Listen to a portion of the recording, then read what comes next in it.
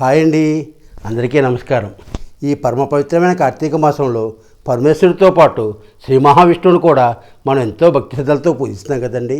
అసలు ఈ శ్రీ మహావిష్ణువుకి ఈ యొక్క కార్తీక దామోదర అనే పేరు ఎలా వచ్చిందో, అసలు దాని వెనుక ఉన్న మర్మం ఏమిటో, అలాగే ఈ 8వ రోజు ఈ కార్తీక పురాణాన్ని శ్రీమతి రాజరాజేశ్వరి గారి ద్వారా 8వ అధ్యాయాన్ని విందామండి.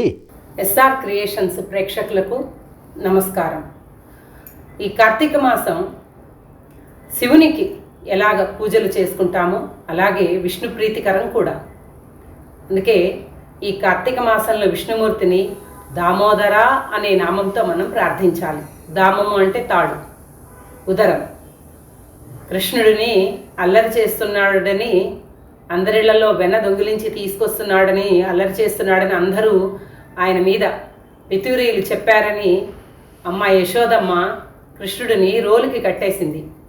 ఆ రోలు ఈడ్చుకుంటూ వెళ్ళి చిన్ని కృష్ణయ్య 2 చెట్లను, మద్ది చెట్లను కూల్చాడు. వారు గంధర్వులు, వారికి శాప విమోచనం జరిగింది. అందుకని ఈ కార్తీక మాసంలో విష్ణుమూర్తిని దామోదర అని ప్రార్థించాలి. దశరథ నందన అని పిలిస్తే రాముల వారికి ఎంత ఆనందమో, దామోదర అని పిలిస్తే కృష్ణునికి, మహావిష్ణువు కూడా అంత ప్రీతికరం. ఎవరికీ లొంగనివాడు, ఎంత తపస్సు చేసినా లొంగనివాడు, ఎవరికీ చిక్కనివాడు యశోదమ్మ చేతికి కట్టుబడ్డాడు. అందుకని దామోదర అనే నామంతో విష్ణుమూర్తిని ప్రార్థించి మనము ఈరోజు 8వ భాగం తెలుసుకుందాం. కార్తీక పురాణం 8వ అధ్యాయం, సూక్ష్మ ధర్మ నిరూపణము, అజామిళోపాఖ్యానం. వశిష్ఠ మునీంద్ర, నా మనస్సులో గొప్ప సందేహం కలిగినది. ఆ సందేహమును తెలిపెదను, దానిని నశింపచేయము. మీరు నాకు ధర్మ సూక్ష్మము చెప్పితిరి. పాతకములలో గొప్పవాణిని చెప్పినారు. వర్ణసంకరకారకములైన మహాపాపములు చేసిన దుర్జనులు వేదత్రయోక్తములైన ప్రాయశ్చిత్తములు చేసుకొని పరిశుద్ధులగుదురని ధర్మశాస్త్రములందు చెప్పబడి ఉండగా, మీరు ధర్మలేశము చేతనే పరిశుద్ధులై విష్ణులోకమును పొందుదురని చెప్పినారే, అది ఎట్లు సంభవమగును? ఓ మునీశ్వర, అనంత పాతకములు చేసి ఈ పాపములు గొప్పవనియు వీటికి ప్రాయశ్చిత్తములు చేయించుకోవలననియు తెలిసియు అట్లు చెయ్యక దైవవశము చేత సంభవించి కార్తీక దీప దానాది పుణ్యముల వలన వైకుంఠమునకు పోవుట ఎట్లు సంభవించును? వజ్ర పర్వతమును గోటి కొన చివరి భాగము చేత చూర్ణము చేయుటకు శక్యమగునా? తాను లోపల నుండి గ్రహమునకు అగ్నిని ముట్టించి మండుచుండగా తెలియని వాని వలె ఉండి పుడిసెడి నీళ్లు అనగా చేతికి వచ్చినన్ని జలము అగ్ని మీద చల్లిన ఎడల ఆ అగ్ని చల్లారునా? మహానది ప్రవాహంలో స్వయంగా పడికొట్టుకొని పోవచ్చు గడ్డి పరకను ఆధారంగా చేసుకొనినా దరికి చేరునా? స్వయముగా గొప్ప పర్వతమునెక్కి అక్కడి నుండి కిందకి పడుతూ మధ్యనున్న చిన్న తీగను పట్టుకున్న ఎడలా పడకుండునా? ఇట్టి దృష్టాంతములను బట్టి చూడగా అధికములైన పాపములను చేసి స్వల్ప పుణ్యము చేత వాటిని నశింపచేయుట ఎట్లు శక్యమగును? నాకు ఈ సంశయము నశింపచేయము. నాకే కాదు, వినువారికి అందరికీ ఇది ఆశ్చర్యకరమే. కార్తీక మాఘ వైశాఖ మాసములందు చేసిన స్వల్ప పుణ్యమే అధిక పాతకములను నశింపచేయునని మీరు చెప్పినారు. అది ఎట్లు సిద్ధించును? సూతుడిట్లు పలికెను. ఈ ప్రకారంగా రాజు మాటలను విని వశిష్ఠ మునీంద్రుడు చిరునవ్వు నవ్వి, కొద్ది పుణ్యము చేత పెద్ద పాపములు ఎట్లు నశించునో అని ఆశ్చర్యంతో ఉన్న రాజుతో ఇట్లనెను. ఓ రాజా, వినుము. మంచి విమర్శ చేసితివి. నేను కూడా విచారించి తిని వేద శాస్త్ర పురాణములను విచారించగా ధర్మములలో సూక్ష్మములున్నట్లు తెలిసినది. అట్టి సూక్ష్మ ధర్మములు ఎంత పనినైనా చేయగల సమర్థములు. ఒకానొకప్పుడు గొప్ప పుణ్యం కూడా స్వల్పమైపోను, ఒకప్పుడు స్వల్ప పుణ్యమే అధిక ఫలప్రదమగును. కనుక ఈ విషయమందు సందేహము పొందకుము. చెప్పెదను, సావధానముగా వినుము. ధర్మములు గుణత్రయముతో కూడుకొని స్వల్పాధికములుగాను, గుణములు సత్వము, రజస్సు, తమస్సు అనునవి 3. ఈ 3 గుణములను ప్రకృతి వలన కలిగినవి. ప్రకృతి అనగా మాయ. అందులో సత్వగుణం వలన చేయబడిన ధర్మమును సూక్ష్మమందురు. ప్రాయశ్చిత్తములన్నయూ తమస్సు వలన కర్మకాండ ఎంతయు రజోగుణము వలన కలిగినవి. తిరిగి జన్మ ఇచ్చునవి తమో గుణము వలన చేసిన ధర్మము తామసమనబడును. ఇది నిష్ఫలము. ఇందులో సత్వగుణముతో చేయబడిన ధర్మమును సూక్ష్మమని నీకు చెప్పి తిని. ఇది కొంచెమైనను కాలయోగం వల్ల వృద్ధి నొందును. దేశమనగా పుణ్యక్షేత్రము, కాలమనగా పుణ్యకాలము, పాత్రమనగా యోగ్యుడైన బ్రాహ్మణుడు. ఈ విధముల యోగ్యతను విచారించక విధిరహితముగాను మంత్రరహితముగాను చేయు దానాధికములు తామసం అనబడును. ఇది ఎంత గొప్పదైనను సర్వ పాప నాశన సామర్థ్యము కలది కాదు. ఓ జనక మహారాజా, దేశ కాల పాత్రములను విచారించి చేసిన ధర్మము అక్షయమై మోక్షహేతువగును. ధర్మము అధికమో స్వల్పమో కాలమును బట్టి విచారించి నిశ్చయించవలెను.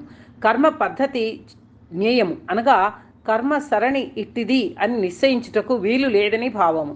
అట్లు దేశ కాల విచారణ చేసిన ధర్మము వలన సుఖమును పొందుదురు. కాబట్టి జ్ఞానము చేత గాని అజ్ఞానము చేత కాని దేశ కాల పాత్ర విచారణతో చేసిన శర్మము అక్షయ ఫలమిచ్చును. ఇందుకు సందేహం లేదు.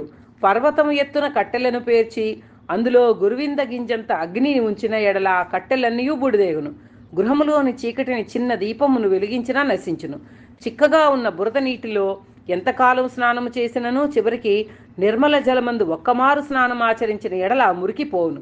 అట్లే అల్పపుణ్యము చేత అధిక పాపములు నశించగలవు. అజ్ఞానము చేత గాని జ్ఞానము చేత గాని చేసిన పాపములు అధికములు గాని స్వల్పములు గాని హరినామ సంకీర్తనము వలన నశించును. మహిమ తెలియక చేయబడినదైనను హరినామ సంకీర్తనముచే పాపములన్నీయు వెదురు పొదలను అగ్నిబలే దహించును. పైన చెప్పిన విషయమై ఒక కథను చెప్పెదను వినుము. పూర్వకాలమందు కన్యాకుబ్జమను క్షేత్రమందు వేదాంగ పారంగతుడైన సత్వనిష్ఠుడనొక బ్రాహ్మణుడు కలడు. ఆ బ్రాహ్మణునకు పతివ్రతయు ధర్మాత్మురాలకు భార్య కలదు. వారిరువురకు చివరి కాలమున అజామిళుడు అనే ఒక కుమారుడు పుట్టెను. అజామిళుడు దురాచారుడు, దాసీ భర్తయు, హింసకుడు, నిత్యము దాసీ సాంగత్యమందు ఆసక్తి కలవాడై ఉండెను.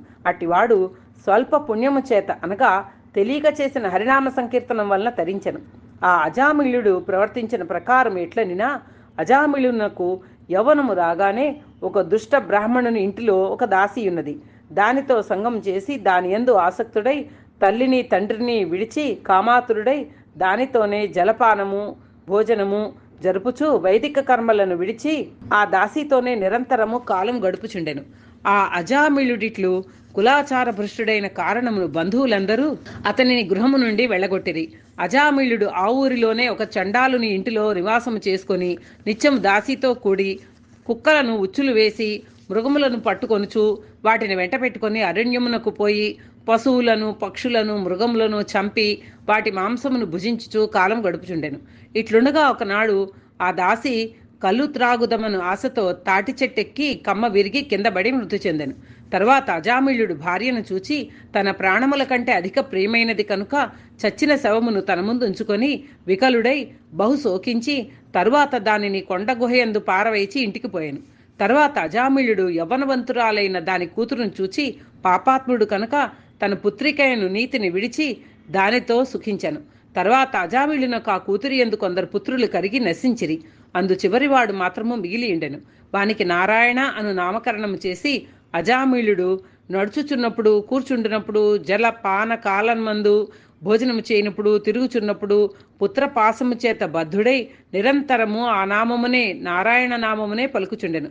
తర్వాత కొంతకాలమునకు అజామిళునకు మరణకాలము సమీపింపగా అతనిని తీసుకుని పోవుటకు ఎర్రని గడ్డములు మీసములు కలిగి చేతులెందు దండములను రాళ్లను కత్తులను ధరించి భయంకరులైన యమదూతలు వచ్చిరి. అజామిళుడు తనను తీసుకుని పోవచ్చిన యమదూతలను చూచి భయపడి పుత్ర స్నేహం చేత దూరమందు ఆటలో ఉన్న కుమారుని నారాయణ నారాయణ అని పిలిచెను.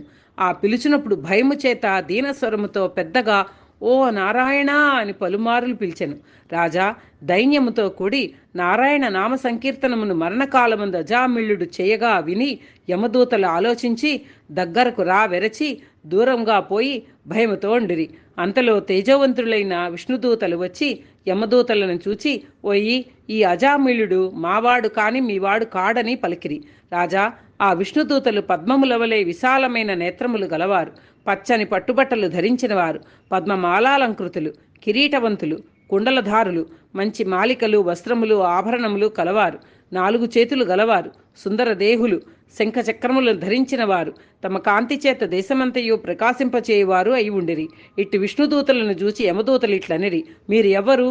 కిన్నరులా, సిద్ధులా, చారుణులా, దేవతలా అని అడుగగా యమదూతలను ధిక్కరించి విష్ణుదూతలు అజామిళుని తమ పుష్పక విమానం ఎక్కించుకొని తమ లోకమునకు తీసుకొని కోరికలగలవారై ఇట్లు పలికిరి. 8వ అధ్యాయం సమాప్తం. చూశారు కదా, ఈ పరమ పవిత్రమైన ఈ కార్తీక మాసంలో కార్తీక పురాణాన్ని మీరు కూడా ఇలాంటి కార్తీక పురాణాలు మంచి ఎక్కువ మందికి రీచ్ అవ్వడానికి మా ఛానల్ను లైక్ చేయండి, షేర్ చేయండి, సబ్స్క్రైబ్ చేసి మమ్మల్ని కొంచెం ఆశీర్వదించండి. ఓం సర్వే జనా సుఖినో భవంతు. ఓం నమః శివాయ.